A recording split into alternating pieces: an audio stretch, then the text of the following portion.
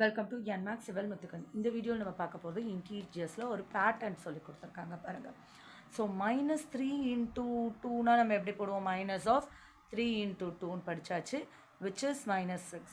அப்போ -3 × -2னா எப்படி போடணுங்கிறது தான். ஸோ அதுக்கு ஃபர்ஸ்ட்டு நம்ம என்ன பண்ணுறோம்? -3 × 4லேருந்து இந்த பேட்டர்னை ஸ்டார்ட் பண்ணுறோம். அதை -3 × 4 -12 அப்படின்னு சொல்லுவோம். ஸோ மல்டிப்ளிகேஷனாலே என்னது? Repeated addition. திரும்ப திரும்ப அதே நம்பரை நம்ம ஆட் பண்ணிகிட்டே வர்றதை தான் நம்ம மல்டிப்ளிகேஷன்னு சொல்கிறோம்.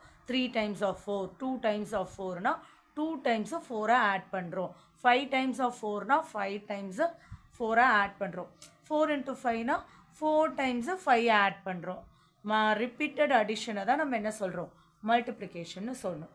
ஸோ அப்போது இப்போ -3 × அப்படின்னா ஏற்கனவே வந்த நம்பர் கூட நம்ம -3யை ஆட் பண்ணுறோன்னு அர்த்தம். ஸோ அப்போது -12 3 டைம்ஸ் -3னா 4 டைம்ஸ் பண்ணது கூட இன்னும் ஒரு வாட்டி நம்ம சப்ராக்ட் பண்ணி கொண்டு வந்திருக்கணும்.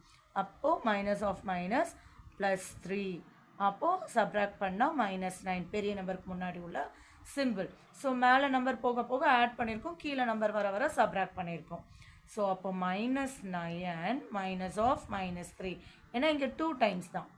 ஸோ அப்போ -9 + 3 -6 -6 -(-3) -6 + 3 -3 அப்போது -3 -(-3) -3 + 3 0.